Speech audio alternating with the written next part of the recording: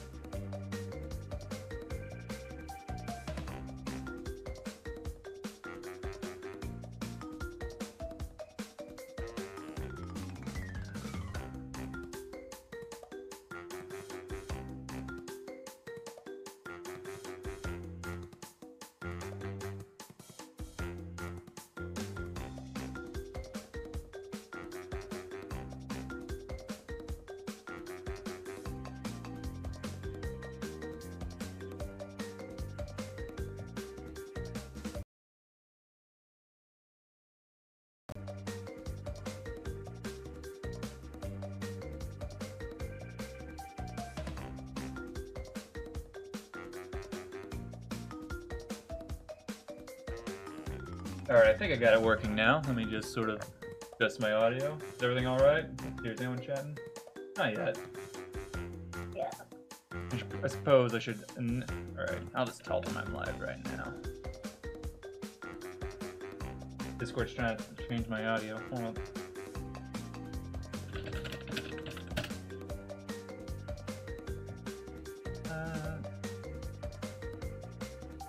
I don't know how long I'll be on. I think my friends are wanting to play Terraria here in a bit. So that's what we had planned recently. And so...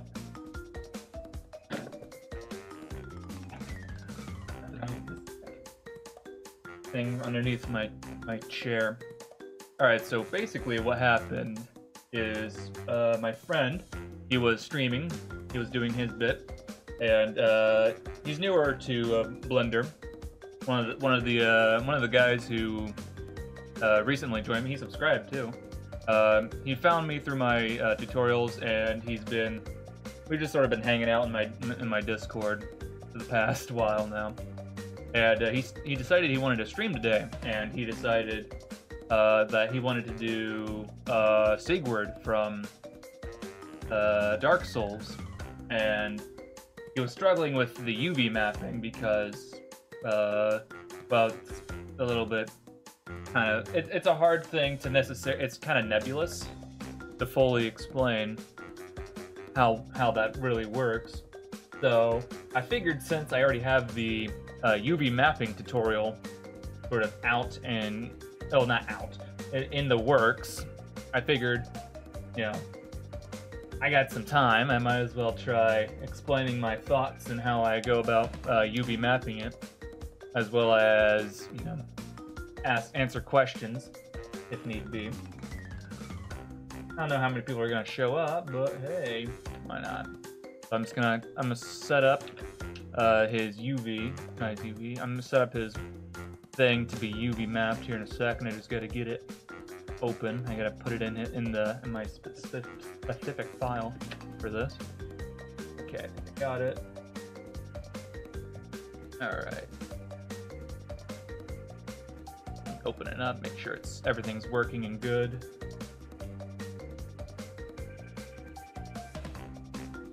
Did the Discord bot post that I was live yet? Let's see. Yeah, the announcement made it. There we go. They should be joining any minute now.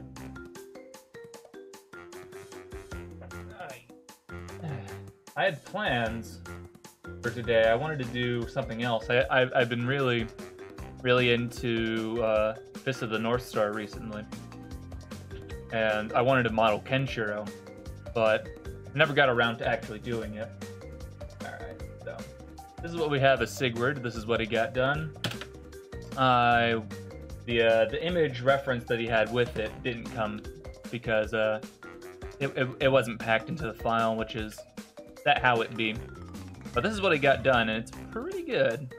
Although I think there might be some things I think I could fix for him real quick. I think there were some slight topology problems that I've noticed. Largely right here. These areas right here didn't merge properly, so I'm just gonna fix them up. Alright, so I'll just take this, merge that at center, and then I'll just sort of make sure everything got 2 vertices out of that. Like that. How's this one working? That one's clean. I'm assuming that side's clean then. Oh, there was 2 vertices hiding there. 2 vertices hiding there. Alright, hide that. Oh look, the cabs are overlapping each other. That's no good. Convert that. Alright, now let's make sure. Nope. No vertices there need cleaning up. No vertices there need cleaning up. Okay. Everything should be good now. Oh, yeah, I'm gonna move my Discord over to my other monitor in case he messages me directly. Oh shit, I should have put him on host. Yeah, oh well. Next time. Alright, I'll just leave. Right there. Alright. Now to get UV mapping. So, as I explained in my UV mapping script that I've yet to voice act or do voice lines for. Basically, UV mapping is kind of like taking a cardboard box, then breaking it down flat so that way you can paint it, and then you fold it back up into the 3D model, and then and then it's painted, basically. But there are 2 ways that I sort of envision UV mapping. One of them is breaking down like a box. Let me actually set down that. Where'd that go? Here. Okay. Let's put a cube over here for reference, right? So one way to think about it is, let's say this is our cardboard box, or how we visualize it. So let's go into UV mode. I realize I made this a part of his object without thinking. Let's just move it. We'll set up a cube map. I envision it I envision it the box way. I just get lost when the edges don't connect. So I think you have it like this, right? So you did this through a smart UV project, right?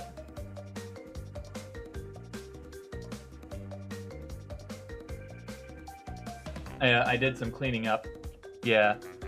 So it's very hard to visualize this because when you do a smart UV project, it just sort of diarrheas it into just a sort of cube like this.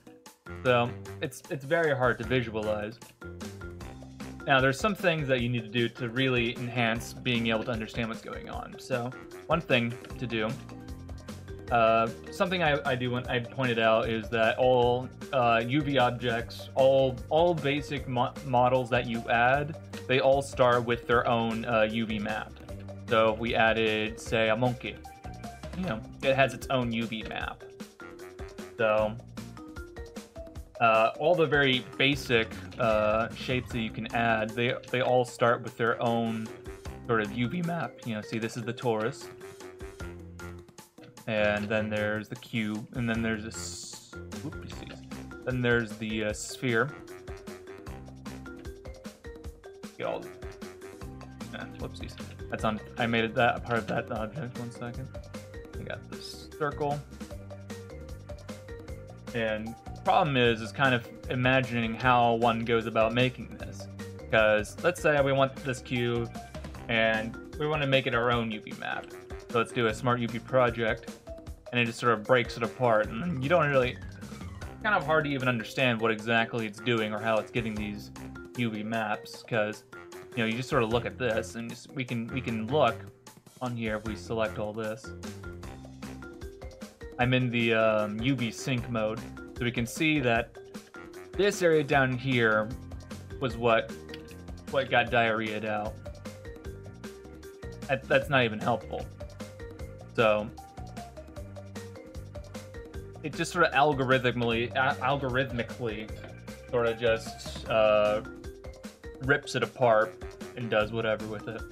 So okay, I'm gonna start going around. I'm gonna take some of these very basic shapes and we'll break them apart and decide and see how we whoopsies. We'll go about figuring out how to do them here before I move on to Sigmire. Right? We got the cylinder. We got a cone. What else can I add? Icosphere. If I could, I'll add an icosphere. That's a challenge towards grid monkey. Okay. So the easiest and perhaps the best way to go about explaining UV mapping. So this here is our mesh. We're going to UV map it. Now it's one thing to just say, oh, you just make seams and you go about making it. You know, I could just go about doing this, and this would be this here would be our mesh, right? Unwrap it. Whoops. What you're making? I'm not technically making anything. Not yet. I'm just sort of going over my tutorial that I've made, and I'm explaining what all is going on in my my script. So I'm explaining how one goes about UV mapping, and I've done a big old goof here, which is a good time to explain. One thing, it's kind of hard to sort of only work in the 3D space, because while you can visualize exactly what you're doing, it's like, okay, I know precisely where I'm placing seams. You know, you know, that's a seam, that's a seam. At the end of the day, when you make the UV map, sometimes it's really hard to do it, because say you are breaking this down and you know, rip this face up. Okay, that's where that seam goes. You know, you're just trying to think how to go about doing it. So instead of working strictly in the 3D space, we also need to work in the UV space. And the way we need to go about doing that is to know when there is distortion in our model, in our UV map. So I'm gonna toggle something called the stretching overlay. And here, I'm just gonna go, okay, everything that is blue, this and this, these are good. This means that there's no distortion in them. But when we see these, we notice that there is distortion. So we can start by marking them. And it seems I've marked them, but it doesn't do anything, because I have to go and I have to manually tell it to calculate the new UV map, which is annoying. So what I'm gonna do, we'll just clear the seams, we'll start over. The easiest way to work is I have live unwrap turned on.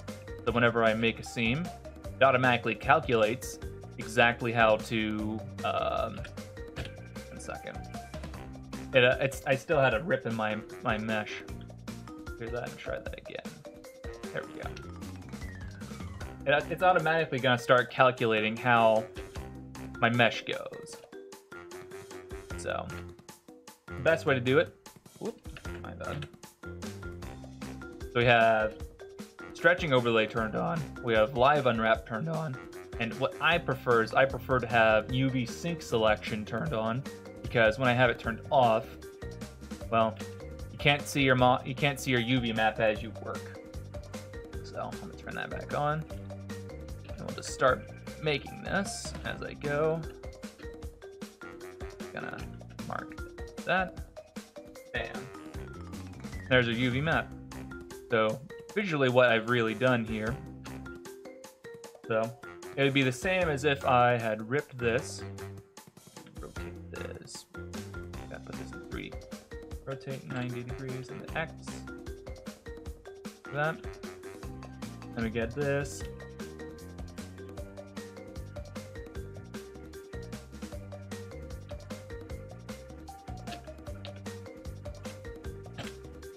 We got it going down like that.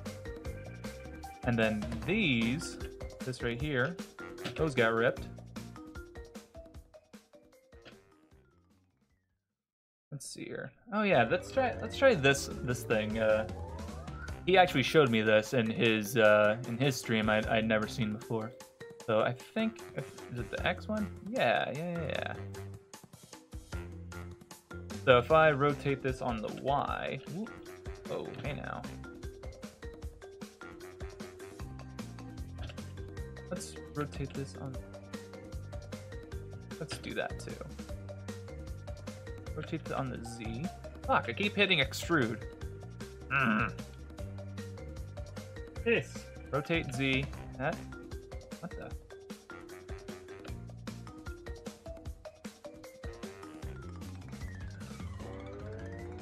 What the fuck's happening? Fine. I'll just turn that off. Oh, I had them both selected. That's probably why.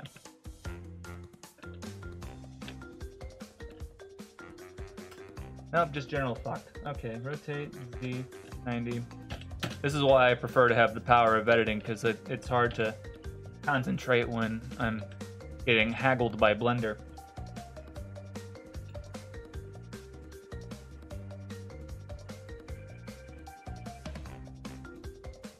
There.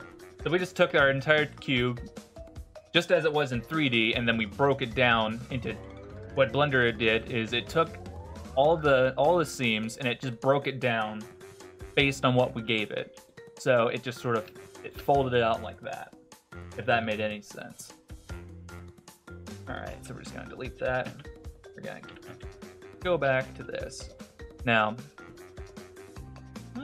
I should save the monkey for later because that one's obviously a little bit more complex.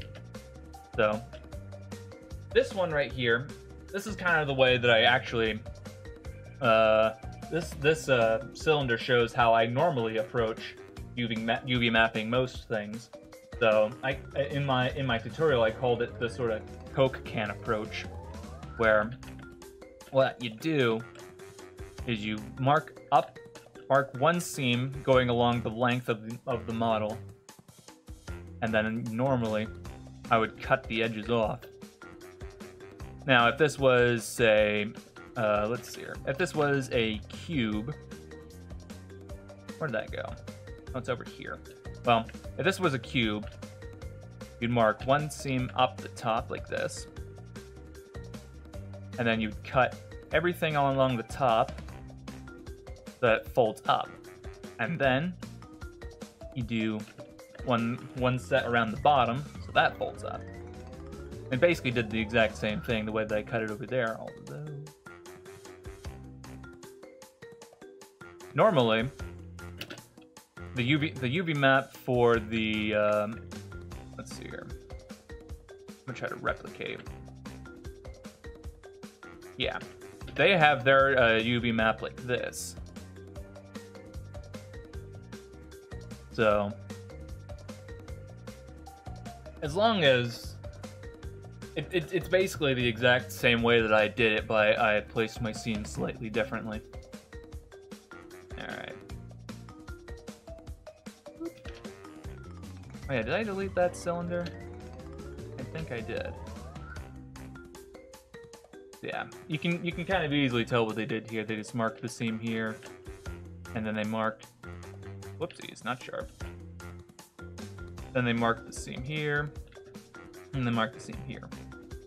That's easy enough to understand. Now for the torus, things get a little fucky. So first of all, we cut it in half, so then it essentially just becomes, if you were to stretch it out like a long tube, it becomes a tube visually. There was a thing that I discovered. Is it Shift W? Shift W does something interesting. It's an angle bend. I'm not entirely certain what that means or what that does.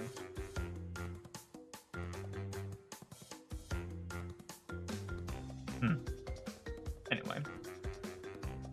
But the only thing that makes the Taurus special is really all that it is it is a... Delete all these. All it is a circle extruded around in a circle. Really, that's all that it is. So once you mark a seam right here, theoretically it would just sort of form a long tube like that. And once you do that, once you make that sort of long cube, well, not long, you make that long cylinder, you sort of cut along that. However, that ignores the problem that when we do that, suddenly it becomes, well, not so straight. It's curved, it's all twisted. Not twisted, it's all bent because, well, the model's all bent, it's caught in a circle. And we'll see this in the sphere. We do the exact same thing. We can see that whenever we cut it, we get this sort of spheric thing, right? You know, even if we go down here, try to eliminate some more of that stretching, still get something like this, where it's all funky like this. And even if, you know, we kept going, just sort of marking it like this, you know, however long you decide you want to go, it slowly starts to even itself out. But that still doesn't solve the problem, because now you got all these freaking seams and it's a pain in the ass to deal with. So the question is how do you go about fixing this sort of distortion without having to place a shitload of seams, right? So one thing that you can do to sort of handle this, if you want to be a complete masochist, not masochist, is it masochist? Yeah, masochist is self-hating. If you had no idea how to go about doing this, you could just say, oh, well, all it really is just a grid. I could just go and say, I'll just go over here and I'll just start flattening everything, right? So I just go, I'm like, oh yeah, let me just go and start doing all this. Start, you know, flattening all these out. And really, if this was my suggestion to you, I would suggest that you come find me and beat me to death with a spoon, because this is a incredibly meticulous, boring way to go about doing this. So what we can do is we can basically fix one of these rectangles, one of these faces, and then we can force blender. Whoa, not that. Force blender to operate and sort of make every other face parallel to this one that we just made right here. So this face right here, perfectly flat on all sides relative to the UV space. X and Y, they're all flat and squared. So let's go here. So we have, this is the exact same face that was selected since I have UV sync on. We can see that got all these sort of faces relative. Pretty certain that's still the same face, right? So if we want to UV map this torus and fix it up so that way it isn't all whack and jank, what we're gonna do is we're gonna select all of it, and the fact that our face that we fixed up somewhere in the sea of faces, the fact that this is highlighted is precisely what we want, because this is what's called the active face. Well, it's currently an active quad, more specifically since it is a four-sided polygon.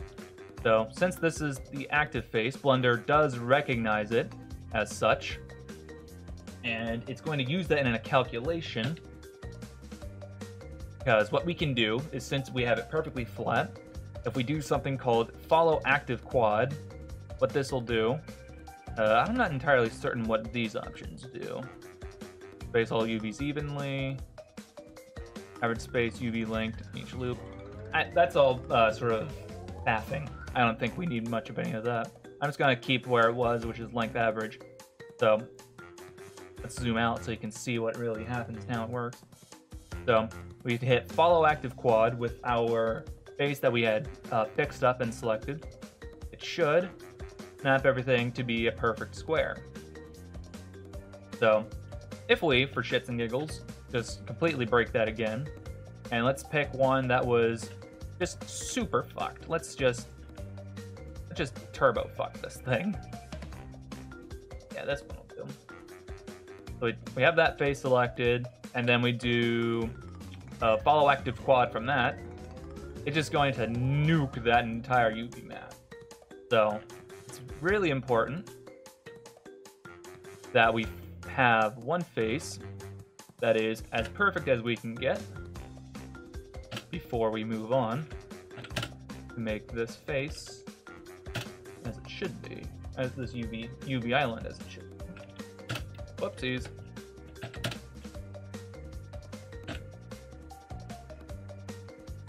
There we go. Now, the way that they made the forest UV space is they did exactly this. They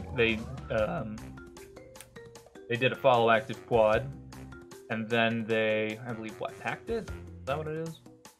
Pack. Yeah. So then it just fits it to fill in the entire space just like that.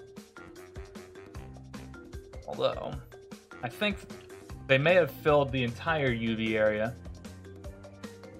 Here, not that one. Which one was it? Forest.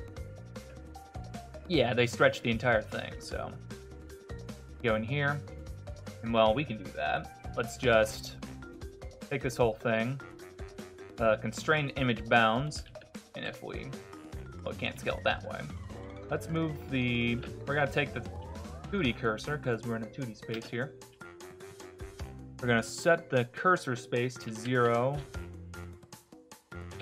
0, because each of these points represent a part of the Cartesian thing. This is 0, 0. This is 1, 0, 1, 1, 0, 1. A bit faffing there. So since we moved that down there to the bottom corner, we can just stretch it out now. There it goes. It fixed itself. And now we have our torus UV map. So that's done. You know what I should be doing? I should also have a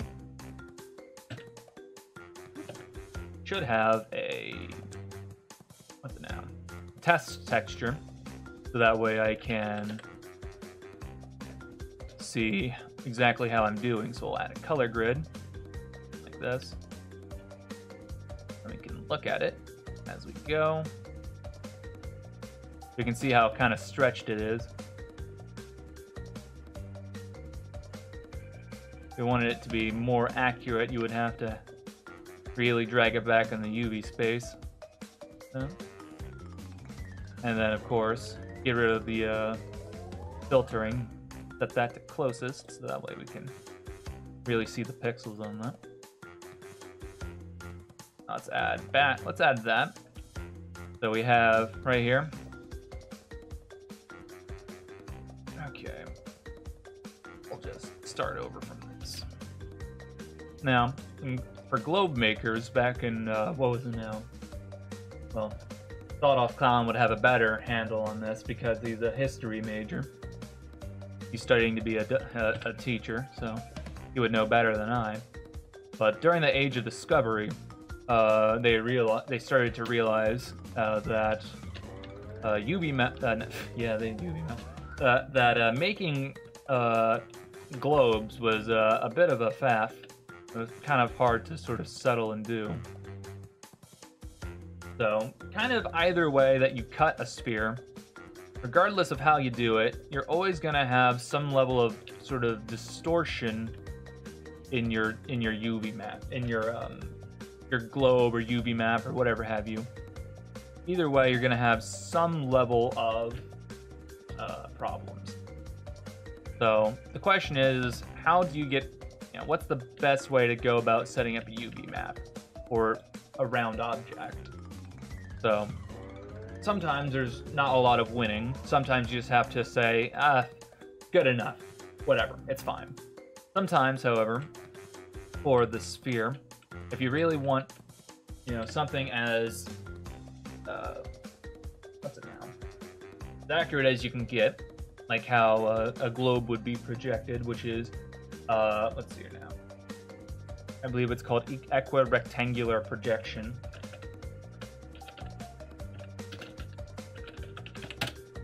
I always fear when I search on Google something bad's gonna happen. Just like, here's knobs, here's porn. I know you didn't ask for it, but here you go. Yeah. So equirectangular projections, basically, it's how most maps are made.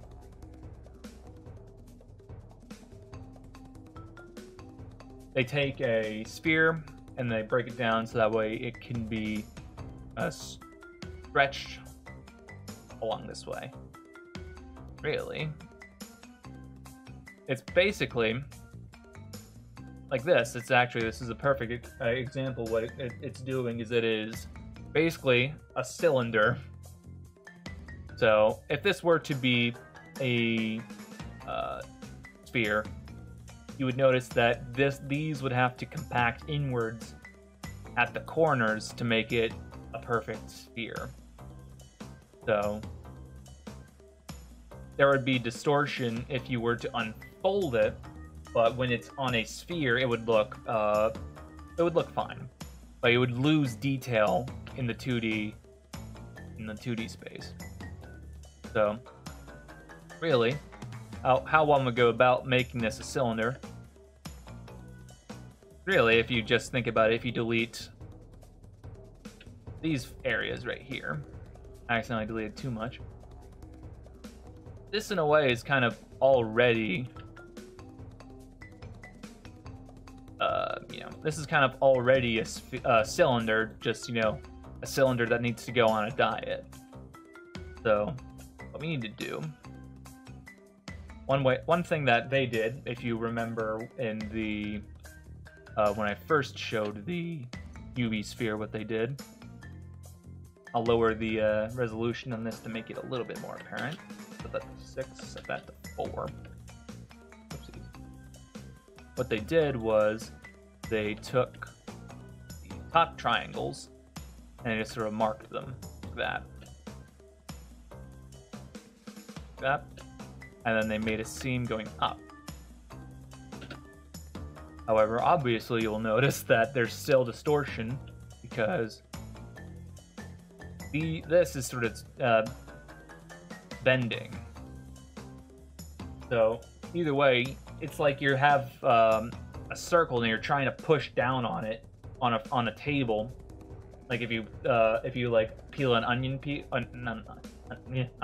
if you peel an orange, the skin, if you sort of set it on a table, it wants to buckle upwards or downwards depending on how you lay it, so that it doesn't lay flat. Of course, we need it to lay flat, so we will. Whoa. Still in 2D edit. I'm still in 2D mode, so we'll just sort of pretty up our edges here. Yes. And we do follow active quad based on that. And then we noticed that the triangles didn't follow suit. Mainly because when the follow active quad goes, it kind of, it's trying to calculate quads. So anything that isn't a quad, it simply can't be translated. It's like trying to it's like putting a circle in the square peg. It doesn't work. Although that being said, I remember as a kid when I had those toys, I could fit the square peg in the circular. Or no, I could fit the circular peg in the square hole. So I guess it doesn't work perfectly. So maybe that's where the where the phrase "the square meets the circle." Square gets the circle.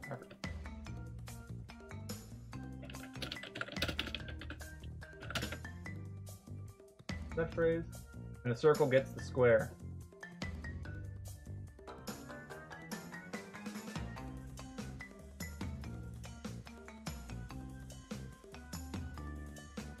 What's the origin of that?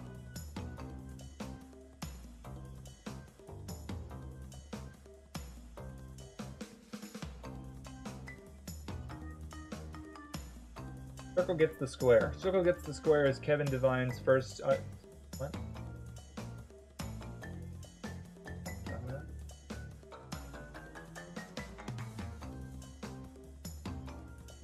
That's not on. That's not on before.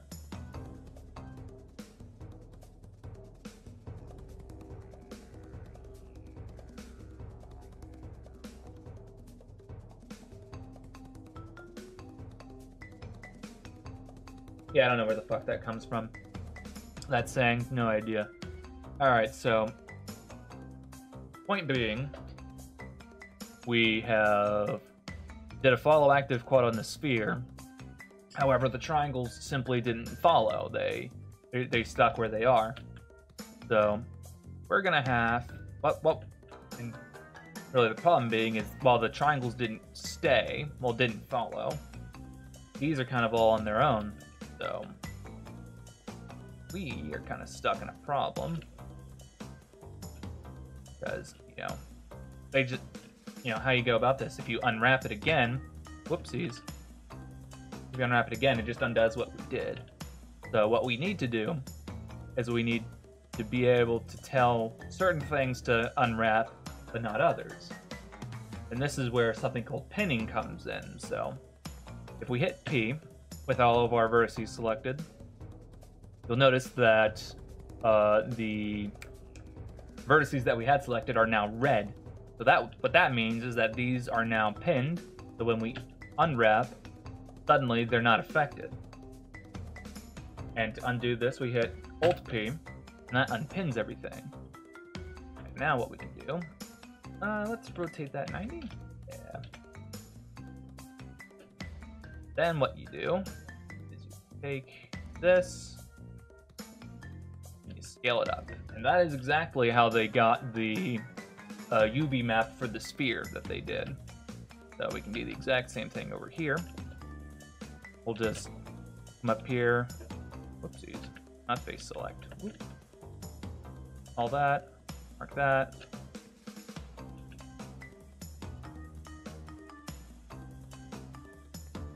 Yeah, I gotta have to select it in this mode. There we go, mark that. Then we gotta find a good square.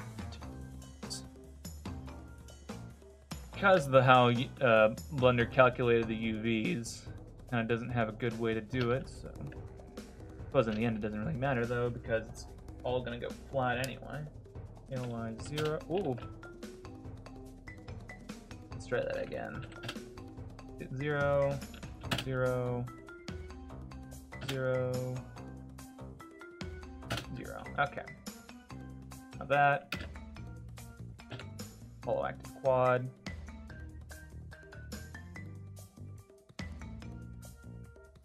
All that. Pin it, unwrap, it all snaps to place. And then we set 3D cursor to that, maximum scale.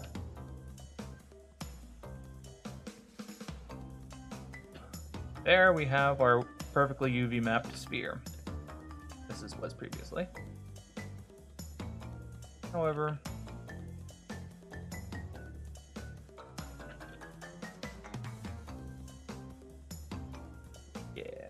there we go.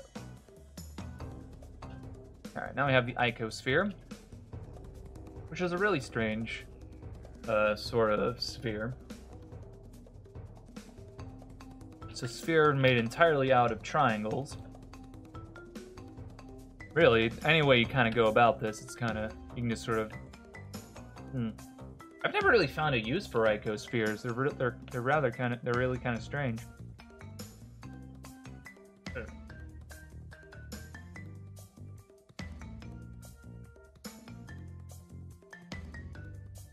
Yeah. What they did was they kind of started peeling away at it.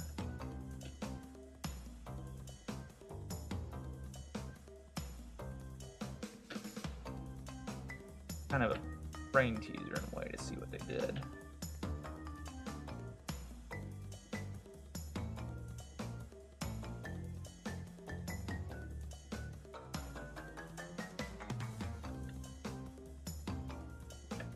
Sometimes when it's hard to really figure out how to go about UV mapping something, I tend to work exclusively in the UV mapping mode instead of the 3D viewport, because I feel it makes it a little bit easier for me to understand precisely what it is I'm doing. This is one of those things where I don't really understand what it is exactly that I'm doing. Yeah. Point being is I don't really even use icospheres for any real reason. I don't see a point in them. But if you took long enough working in this mode, you could eventually unwrap it. Here, let me try this. Well, it's all kind of unwrapped as it is anyway. It's flat. Ooh, that's a. Not do that. Suppose we can do. Go to areas that are more heavily distorted. Just sort of start unwrapping those. Let me just clear that.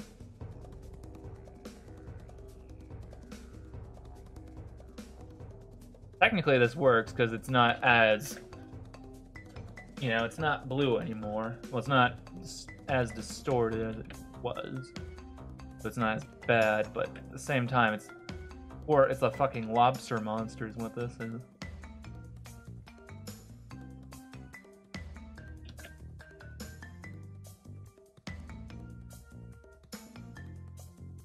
Whoop. Oh, not that.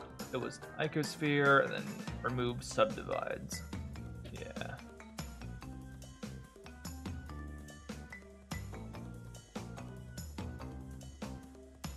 How do they go about doing that? I think.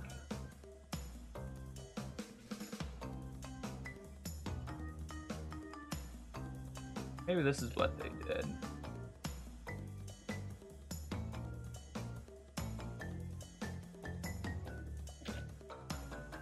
Almost. I'm kind of just playing around and I'm getting distracted with what I'm supposed to be doing. So fuck the icosphere. I don't see a point in them. Alright, so for the cone, I think that's pretty obvious. Just marked the seam on the bottom of that and it sort of did what it did. However, I would prefer to mark an extra seam. Although I suppose this is the best way to go about it, now that I think about it.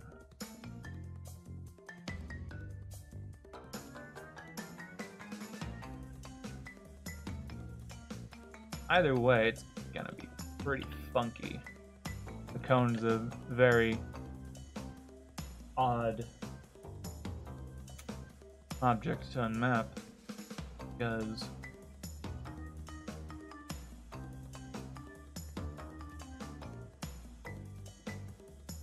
one of those odd shapes.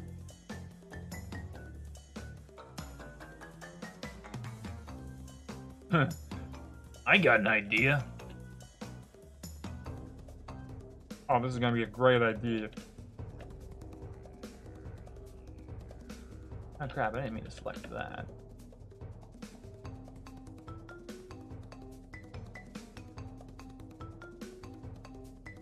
There we go. There it is. That's not a good way to go about doing it. So, yeah. The way that I would prefer to have my UV maps is to have have the pixels flowing straight up and down towards, you know, some kind of point. Whereas with a cone, don't really have that.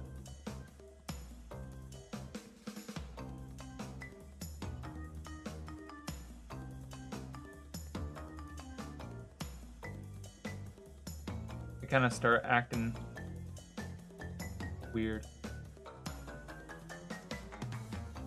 But yeah, that's that. Now this is more akin to what I've been used to when I started out doing higher poly stuff. So this is basically how you would go about doing a head, because, well, this is in fact a head. Now for a head, something as complicated as this head, you kind of have to think in, I have to think in sort of areas of what could I easily pop off. So I think what I would do, I'd go around popping off the ears.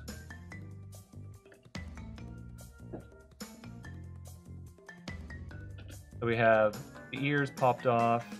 Oh yeah, the eyes are actually, something interesting about the eyes is they're actually just sort of their own sort of mesh. Interesting. So the eyes don't need to be fixed at all. The eyes are their own individuals. Whoopsies. Don't need to worry about the eyes. But one thing that I think about head is it's kind of like a mask. So to put on a mask, you kind of have to have a seam along the back of the head so you can stick your head in, right? We're just gonna kind of mark that. And let's say, well, these are marked right there. So if we made a seam to there, this whole area could fold up because the ear kind of makes this nice area for this whole portion to sort of fold upwards, right? Then we'll do the same thing over here. Mark that, and that folds upward. That makes a nice sort of deal, right? Like that. Let's check how that kind of works. You can kind of see that it's working over here in the funky fella. Of course, I think go about maybe doing it a little bit better.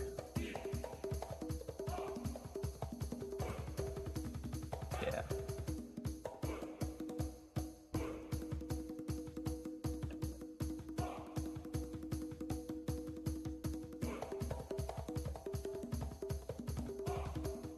Yeah. That's what I think. Okay. One of the key important things that I find about UV mapping, especially for an anatomical character like this, you really have to follow symmetry to make sure that it has the right flow to it. Help get rid of these distortions and whatnot.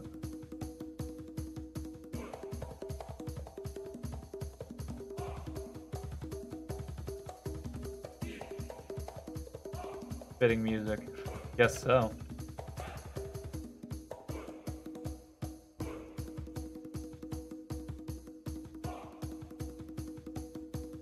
I think this is the invincibility music.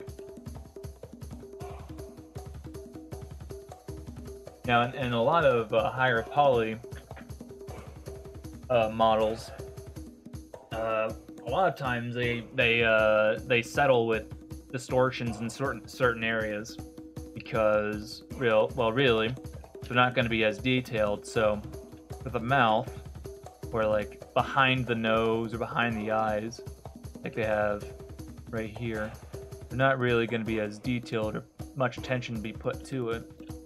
So as bad as maybe sometimes it could look here, and looking at the model, like, oh man, like, you know, get this area right here. This is a very hot sort of area. Now that might be a problem. Although what I would pop the nose off, because I feel you could get away with having the nose be its own sort of area.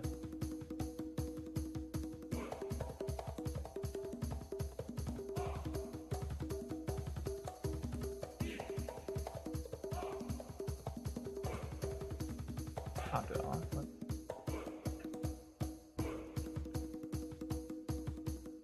connected somehow?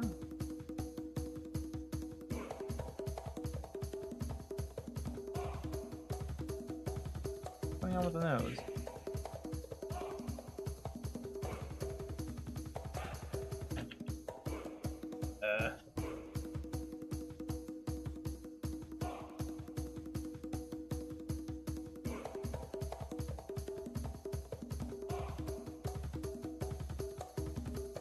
Not sure I'm understanding why it's not just popping off.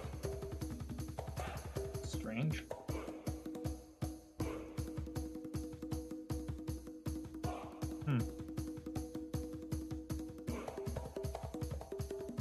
Huh? I must have missed something.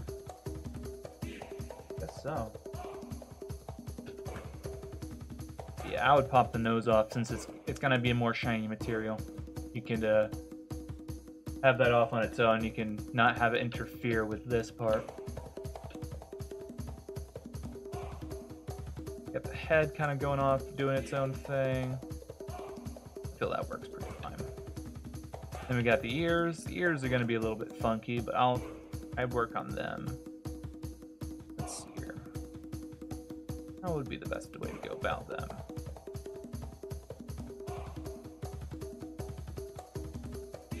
Maybe we could... Sure.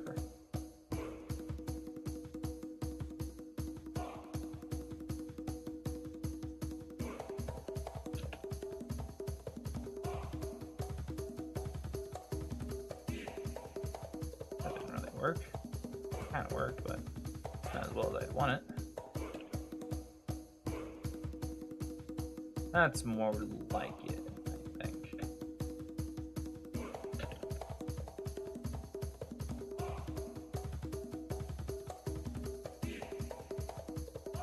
I think that's what I would consider a UV mapped monkey.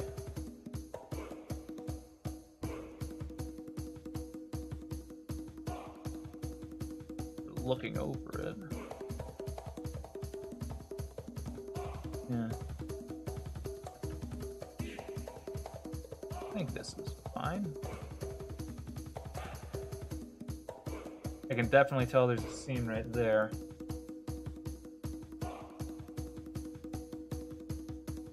The way that flows into that is a problem. Let's see if I can texture paint that. Let me hit that with... Yeah, that's diagonal flowing into a straight. That ain't good. That's not gonna look good. That's a problem.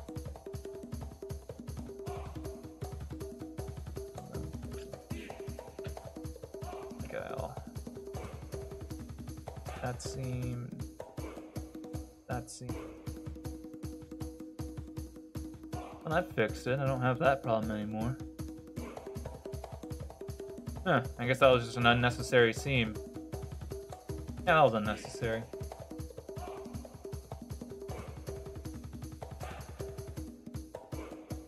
And here we have, I think it's kind of a diagonal flowing into a diagonal as well. I think that's workable.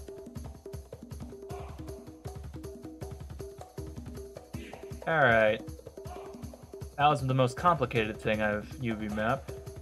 Now, instead of faffing about on this, it's actually UV mapped Sigmar, and that's kind of what I was planning on doing to begin with. So he's an onion fella. I'm gonna place my seam down the back of his head. That. And I'll do it like I did the UV sphere. Mark the top like this. Just like that.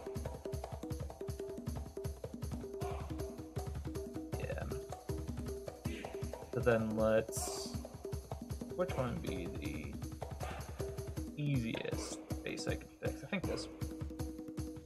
Whoa. Not that. Man, that music's still playing, ain't it?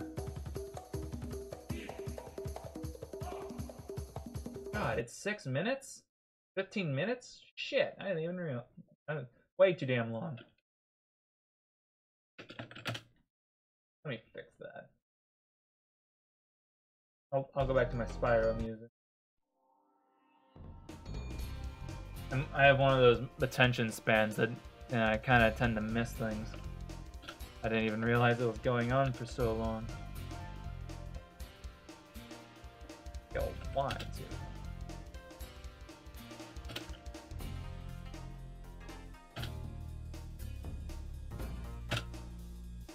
Yep. Okay, so let's select that. Follow active quad on that. Let's pin that.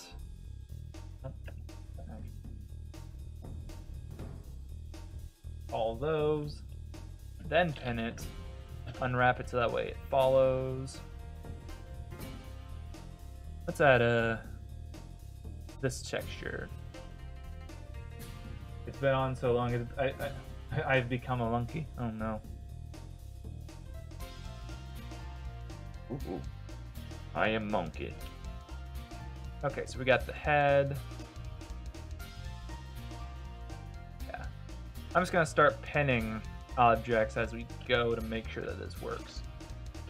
Now, this guy is gonna be a bit harder to UV map because of the skirt thing. So, first order of business is to cut the skirt off. And that should make it easier. That.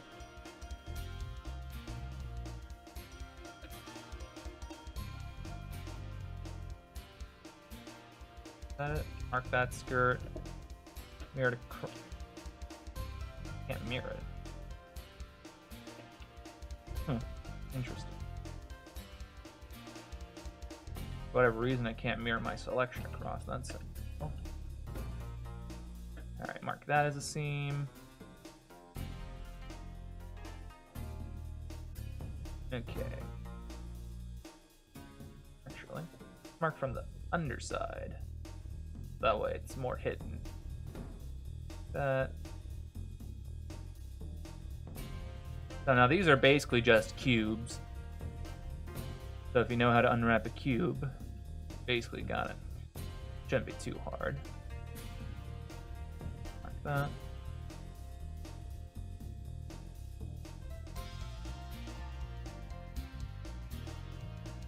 Likewise, this is really just a cube. Well, mark that. I think if I mark this, that should work. Yeah, that just flaps down like that. So, what the?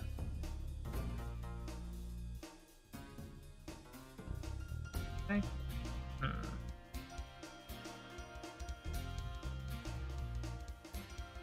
Something that's linking them together that's causing it to, what is it? Oh, other one. Wait, what? Oh.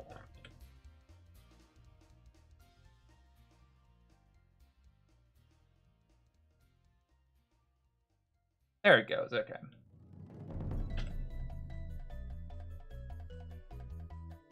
Hide those. Now we got this fella, and oh.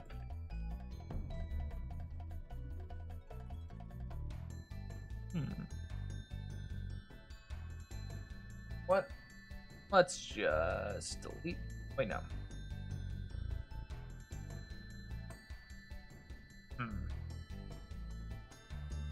Screwed down, merge at center. I think that will do. Yeah. This will make my life easier, so we'll mark that. Oop. I had a face select, didn't want that. I want an edge. That should fold all those out. Then I'm just gonna go along the back of the character like this. Select that, because essentially, with his topology as it is, he's essentially a sphere by topology. However, I think what would be more useful is if instead of cutting the top like that, I cut it like that. we have a flat surface of that instead.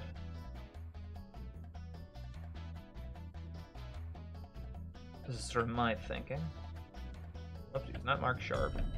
Mark. There we go. And there's our fella. Seems to have done alright. Oh.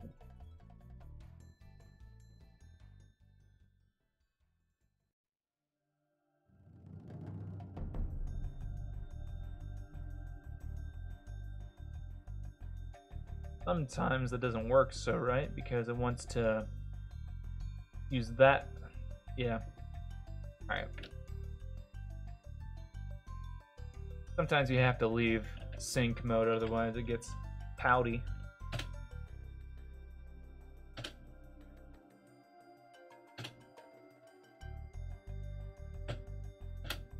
Alright, so let's select that. Go back to sync mode. Select this face, select all of it.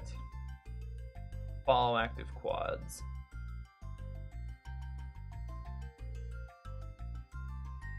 Chunky.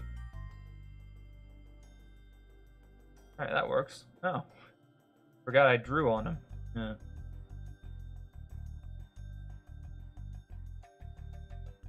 Alright, so we got the torso made. How to go about doing the arm. I'll probably... I don't think probably about it. I'll do a little stuff.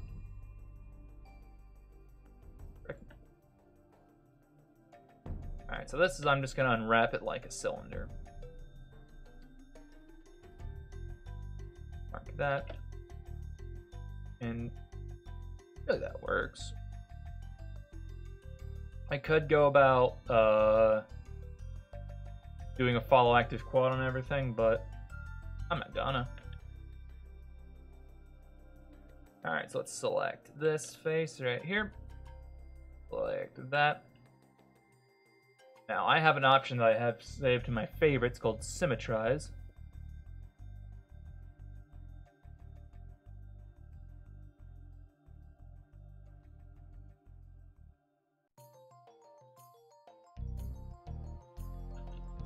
Let's hide everything. So I'm going to symmetrize this way. I don't know why it's doing it from positive Y to negative Y, because this is this axis right here, the red one, should be the Y axis, should be the X axis. But for whatever reason, this is being described as the Z X axis. So for whatever reason, X is being treated like the Z axis. I don't know what those look like. Dongs. Let's get out of that. For whatever reason, that acts funny. I don't know why. Then again, his blender was treating him funny too. The what's it now? The unit scaling wasn't working. So if he hit, let's say he made a plane and he wanted to set it to 99 centimeters. It would set it to 99 centimeters, but it would be like that long. I don't know what the deal is with that. Yeah, then we got that. Now we're gonna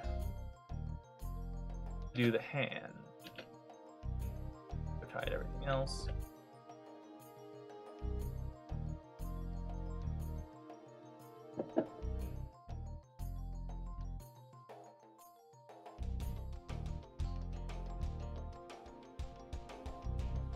Do a thing. Let's take this whole thing. If I delete faces,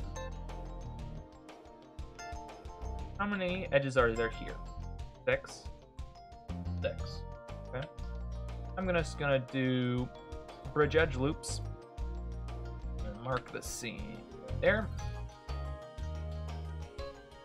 Do the same thing over here. this up a bit.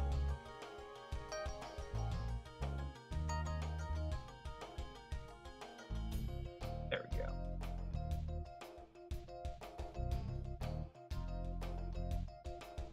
Okay.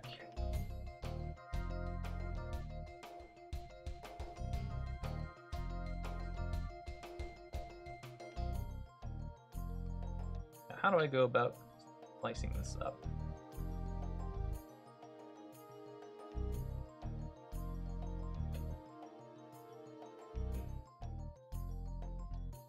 Well, I think I want to mark that. Helps that break it apart.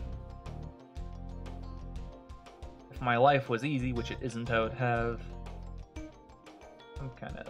You know what? Here, let's go along this way, because it leads toward the thumb. Then let's... I want to go about doing it. I think the thumb in and of itself is... It just has to come off, I think.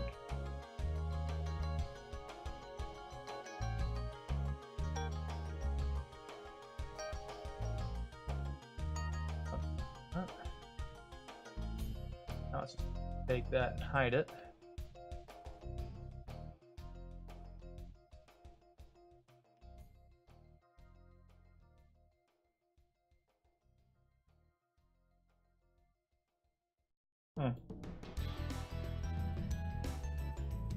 That quad's acting funny. Planning to shade it, but it's so every quad has implicit triangles in it because the easiest way to calculate polygons is through triangles. Even if you make a quad, it still has implicitly triangles in it.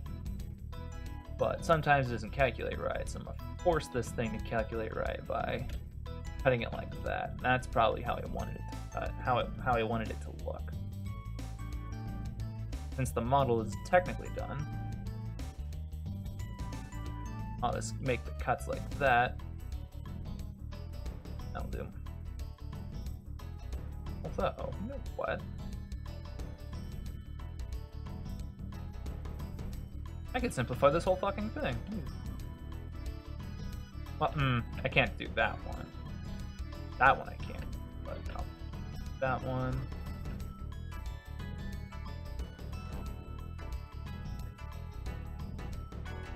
I'll leave that as is. Merge. Merge that distance, remove those vertices. There we go, I cleaned that up a little bit. What's a diffuse material exactly? Does it interact with light differently than regular materials? I think so. There's a lot of technical stuff behind it. So the principal BDS stuff is the standard default texture in Blender. It has all these sort of knick-knack paddywhacks that go on with it. Got, you know, subsurface lighting, like if you wanted to have a sort of waxiness to it or whatnot. Metallic, how reflective it is in the light versus not. How rough it is, how it isn't. A diffuse material, strictly speaking, has none of that. It's just a straight up basic material that has none of that else. It's strictly color, as far as I am concerned, or as far as I can tell. Where's that image texture? I'm gonna load that back.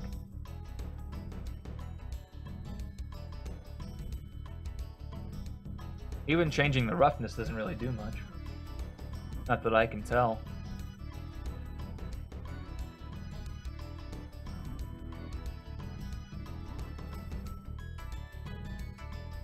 I think it does interact with light slightly differently. Speaking of that, where is the light? Do we have one? We don't have one. There's the light. Let me delete that.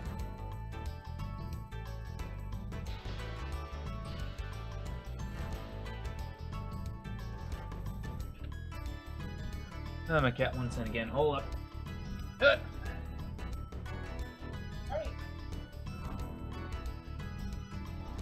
on the screen door! I'm gonna tear it apart! Get in here.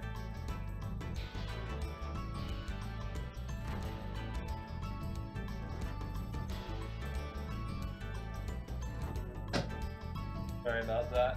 I think it shows off more if you add an environment texture. Yeah. Oh, that's an idea.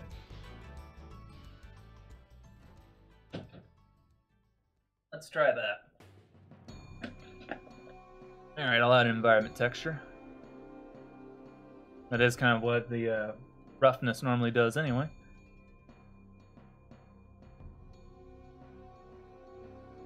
Let's see here. Go out.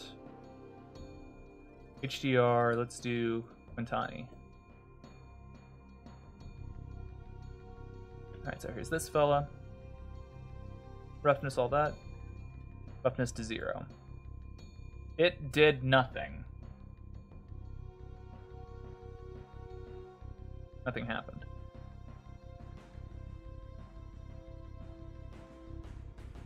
Yeah, roughness doesn't seem to do anything as a default diffuse material. I don't know what it is. I've heard that it changes the rendering style of it, but I just don't think that's true.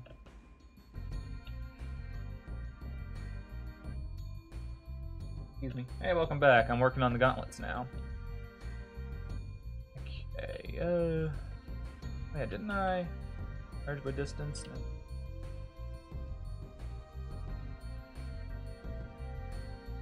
Where's those faces? Here?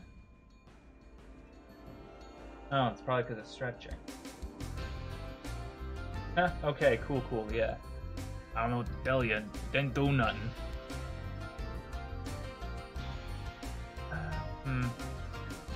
Why?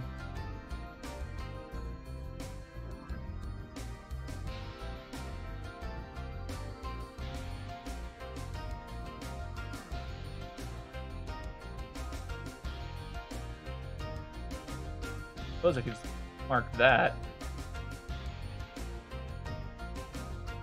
Whoop.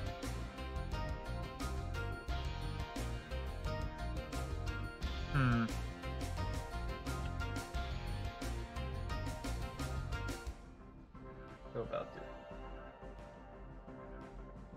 it.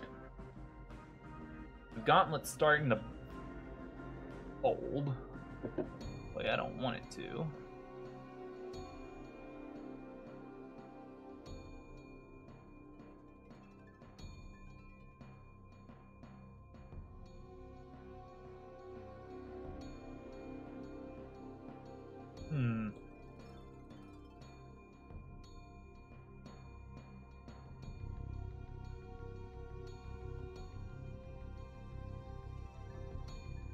Interesting to try and see what happens.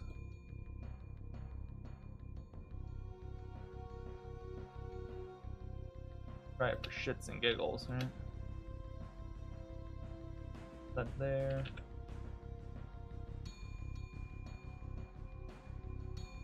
Ooh, I ain't gonna.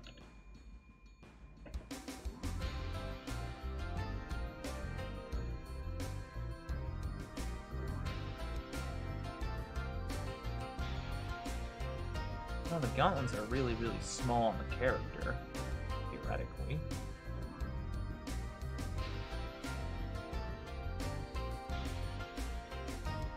So let's just symmetrize it across.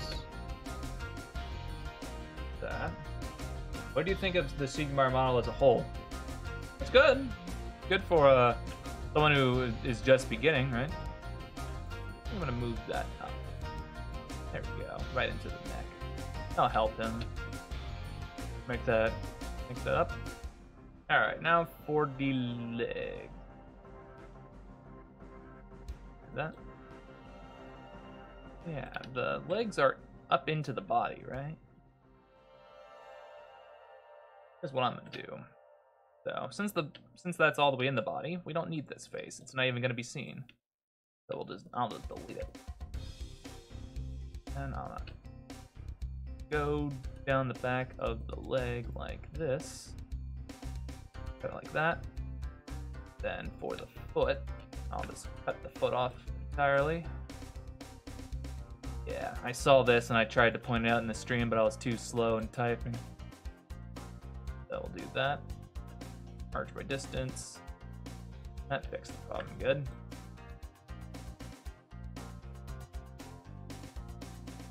One thing that I want to do, I like to use the sculpt tool. Let's sort of get this area up a little bit. There we go. Sculpting brush does some pretty good things. I like it. Pull that out. Whoop.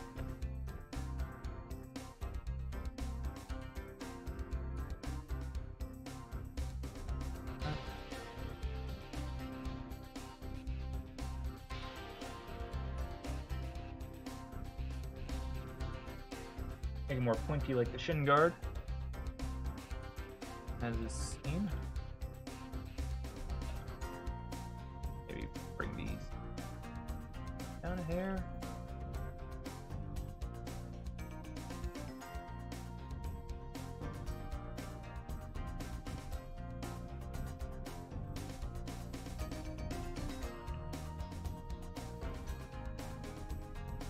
That's all kinds of funky.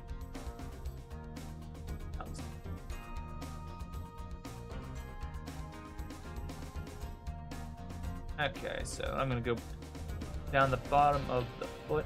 Whoa. That's no bueno. I'm just gonna redo that entirely.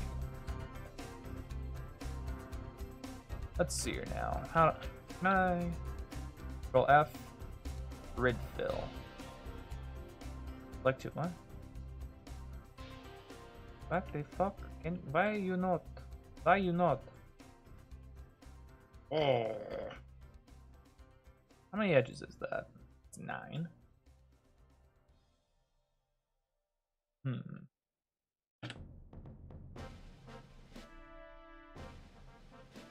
Because it's an odd number? Guess so.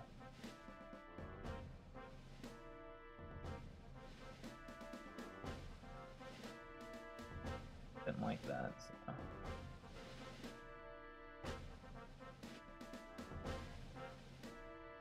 Yeah, that's perfect.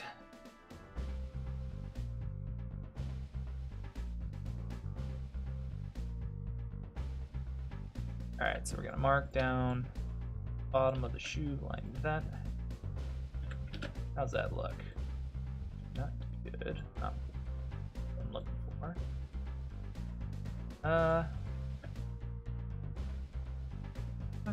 What's this face do? You know what? This needs to be out some.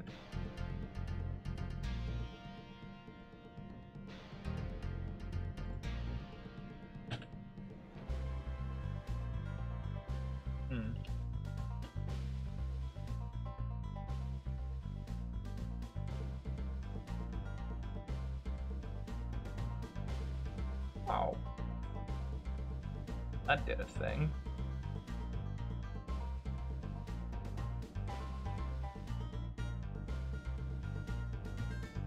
Well.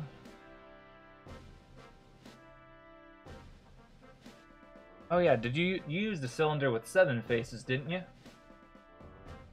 Wasn't that what you did? To make the legs, you used the cylinder?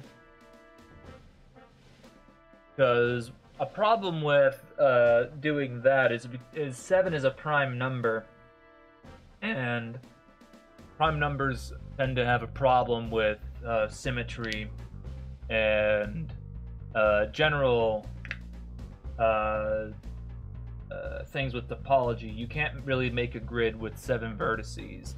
That's the reason why I prefer to use 6 vertices instead of 5, which in how do I pronounce his name? Miz's tutorial for a barrel, he used a pentagon to make a barrel, which works perfectly fine because it's such a simple object that you can use a pentagon, and it works.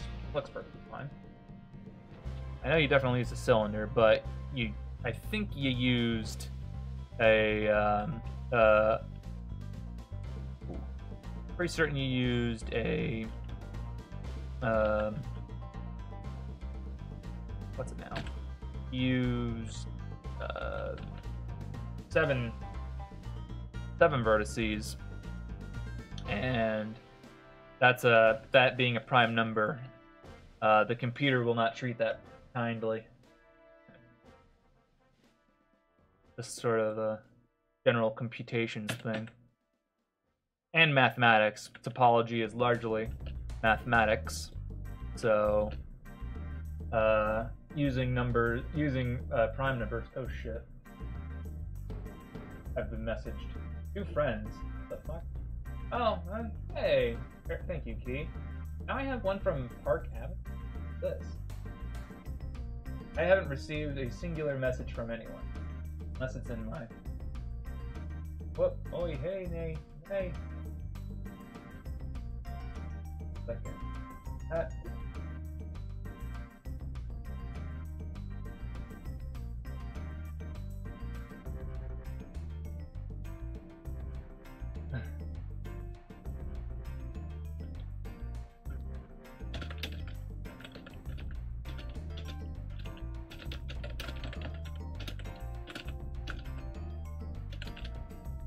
Yeah, my friends are doing Terraria right now.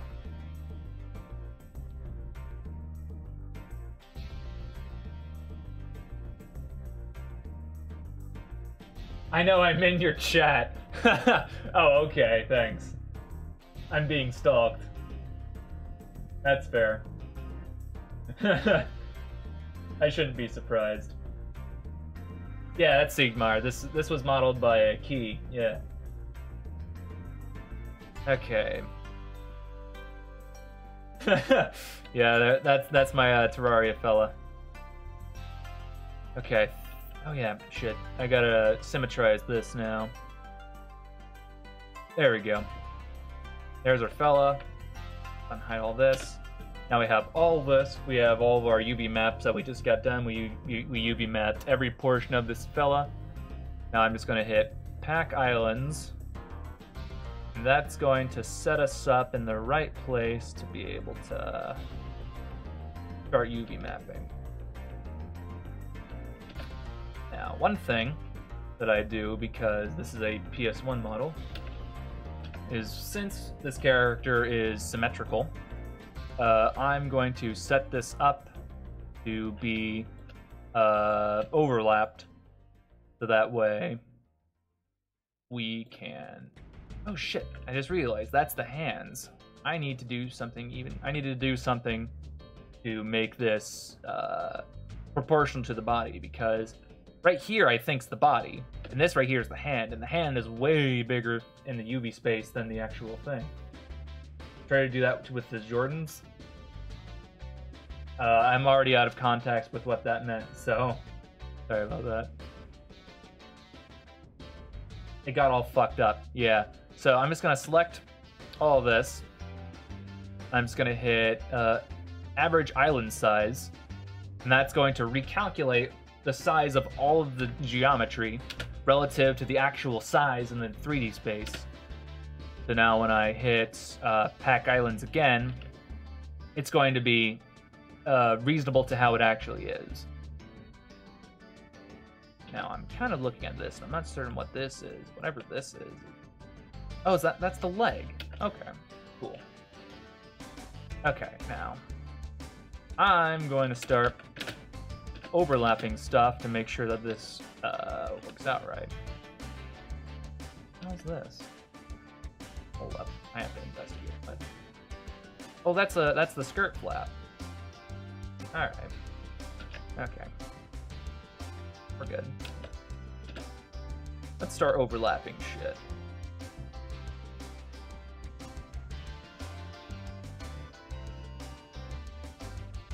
Oh, if I hit that, everything's gonna go kaput. Let's... do that. Pin. You know what, I'll just... Everything, pin it. Pin it to win it. Mark that as a seam. Alt-P to unpin it. Okay. I shouldn't be doing any more unwrapping, so...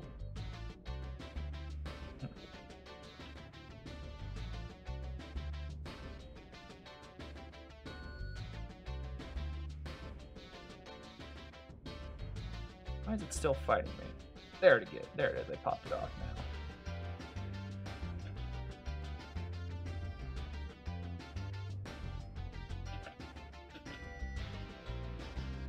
Okay, now to start. I said it several times now.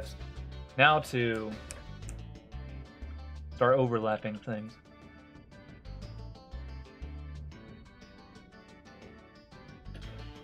Good. Okay, that overlaps nicely. This should overlap nicely, like that. This is gonna have to be rotated 90 degrees, then flipped along the x-axis.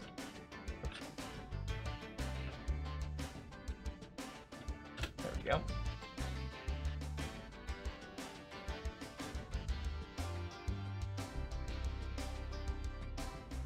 That's different. How's this piece? Have a similar piece? There's that. There's that. What the fuck? What the fuck? Oh. I see. I unwrapped one differently than I did the other. That was dumb. Alright. Pin that. Put that seam. Mark that seam.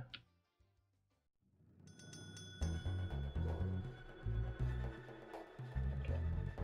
Pin everything. Okay, now let's take...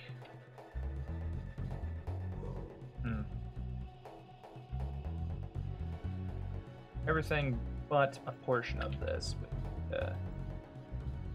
Unpin it. Ooh.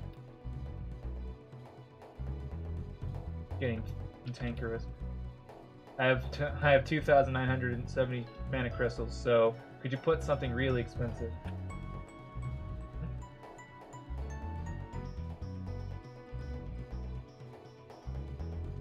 It's getting close to dinner time, so I'm gonna have to go here in a bit, and I'll also make everyone happy by playing some Terraria as well, because I'm holding them up, which is not good.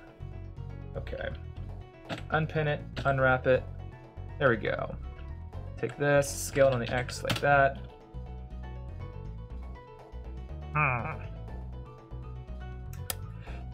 Looks like I'm gonna have to get handsy.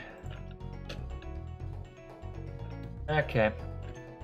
Yeah, if you could come up with something for 1,000, well, 2,000. Give me. I'm open suggestions. You can put them in my Discord if you want.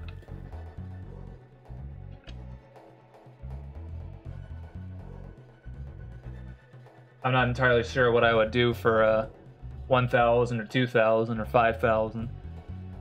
If you want, you can put them in my Discord. Or post them in the chat. I don't think I have a... Do I have a suggestion button in my... suggestion board in my Twitch? I don't think I do.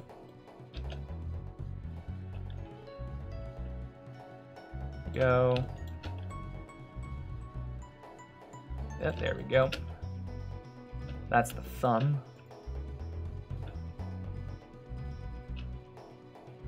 That's the back skirt. Yeah, that's the back skirt. I can go over there. Okay. Rotate that 9. Whoop. Take this, rotate it 90 degrees this way. Burger Souls has an option to end the stream for 1,000,000, which is funny as a joke, but probably not when someone actually has 1,000,000 points. Yeah. It's gonna be a power move when someone finally drops that too. He's like, well, see you guys. Just fucking disappears.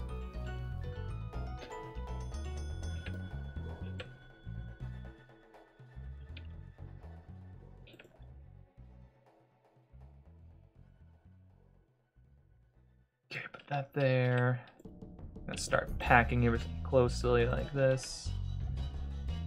Let's put that right there. Put the legs. Let's put the legs right there. Let's move the thumb. This is the hand, right? Yeah, we'll keep the hand right there.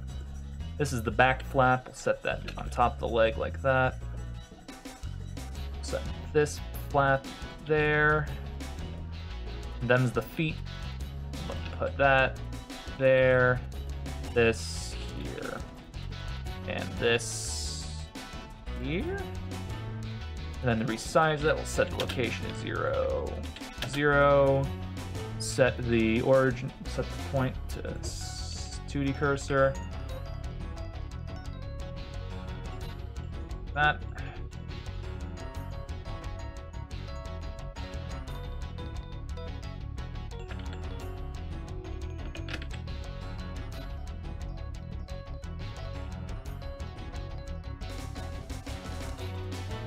Maybe I could. Oopsies.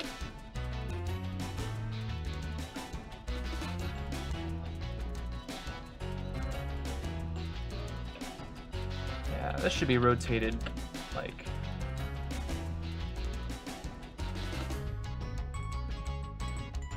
When I saw you modify emojis, I thought it meant permanently for everyone. I don't know. That's just like that's a default Discord thing. Well, not default Discord. That's a default Twitch thing. I have no idea what that even does.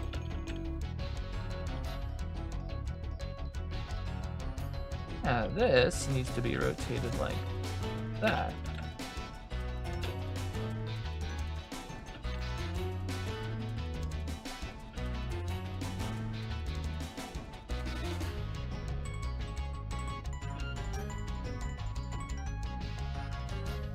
It's one of those Twitch options I just don't understand.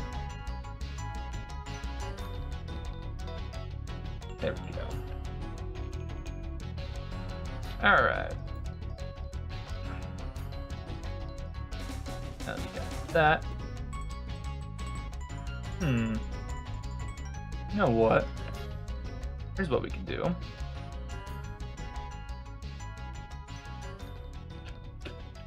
Let's get crazy. Maybe something like 5,000, you can have a put Renault somewhere in the scene you're working on.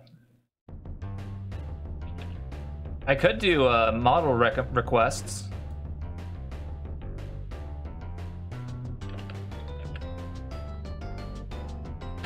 That's an option.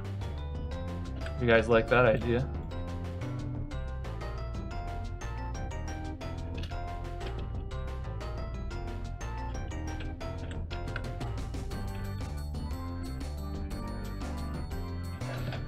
Add glasses, squish, flip horizontally on the grayscale for an emoji. I forwarded that Renault suggestion. I'll make it 1,000, so that's a little bit more attainable. It's a little bit more. It's one of the more harmless ones. I have one where one of my friends, Wes, you saw it, Key, where he has an option to make him dab on stream, and he gets nuked literally every time because everyone saves up like 5,000 stream points at a time, and then they blast him with it they just sort of hit him all at once, like 50 dabs at a time. And he's like, oh god damn it, every time. He gets fucking blasted with that.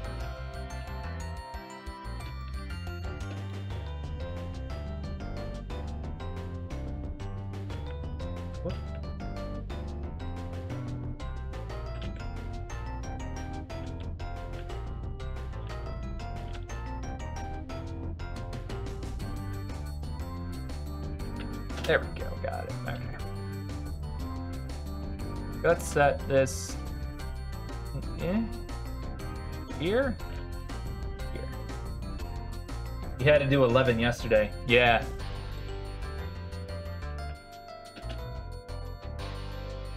There we go.